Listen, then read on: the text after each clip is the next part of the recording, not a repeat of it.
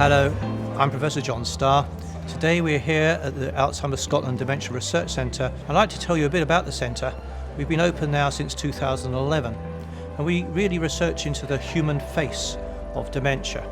The primary purpose of the Alzheimer Scotland Dementia Research Centre is to improve the lives of those people who have dementia and their families and other carers, and also to try to do something about the impact dementia has on society as a whole. We're also interested in how we can detect dementia at an early stage using brain scans and also electrical activity within the brain, how it's linked together, how different parts of the brain have to speak together and how these go disconnected in dementia. Anyone in Scotland who has dementia or a related condition can donate their brain to be looked at as part of the Brain Tissue Bank. The Brain Tissue Bank is able to accept brain tissue from anybody who has dementia in Scotland or indeed any related condition.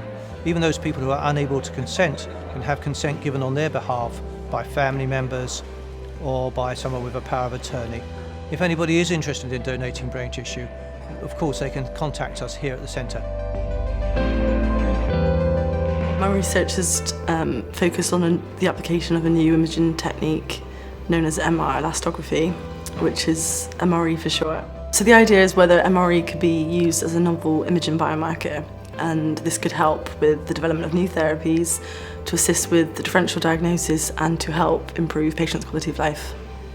MRE provides information about the mechanical properties or stiffness or wobbliness of brain tissue, which has been shown to have a direct relationship to brain tissue health. MRE can provide information about tissue microstructure that is not currently available with traditional MRI scans. I'm looking at the possible risk factors for dementia in the Lothian birth cohorts of 1921 and 1936. The participants are from the Edinburgh area, and most of them took part in a general intelligence test at age 11 and was part of a national study.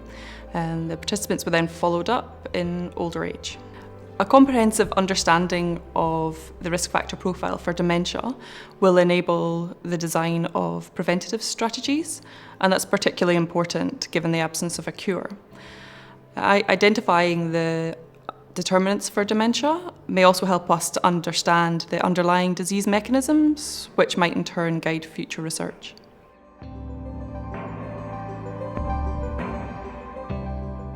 My interest is in exploring a really practical topic, so the experiences and reasons why people are admitted to care homes following admission to hospital. So we know that moving into a care home is a life-changing event for individuals and their families, and we know that about half the people who live in care homes in Scotland have dementia. So it's a really important topic and one which actually we really don't know very much about. So my work's using a range of different methods, looking at hospital records, care home records, and importantly talking to the people who've got experience of the subject, so people who've been through this before, to try to work out how we can improve care. As a consultant who looks after people with dementia in a general hospital, we have a multidisciplinary team meeting every week on the ward in which we discuss each person on the ward to find out what is going on. The team consists of nurses, physiotherapists, occupational therapists and doctors.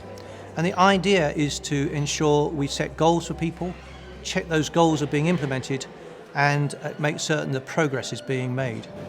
Although we know that these MDT meetings are effective, what we don't know is exactly what about them makes them so effective.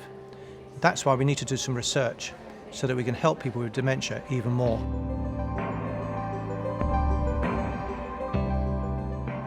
We know that genetics and known risk factors like cardiovascular disease risk factors and education explain about 2/3 of dementia risk, which leaves a third pretty much unexplained.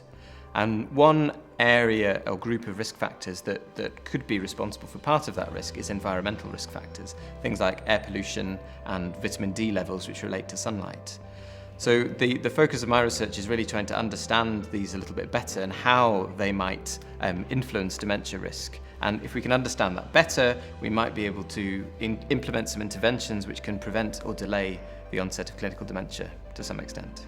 I think the ultimate goal of my research narrowly, and also all the research that's going on at the centre, is to understand dementia better and hopefully through that be able to delay or prevent its onset. So really, if we can make the average age that people develop dementia shift a little bit further back in time, we can prevent a large number of people from developing dementia, and that could transform a lot of lives. Whatever the research, we have to ask ourselves, how will things be different in 10 years' time? What will we have done to make a difference to people's lives? Without research, we will have done nothing. Research is our hope for the future, a hope to make it a better future for people with dementia.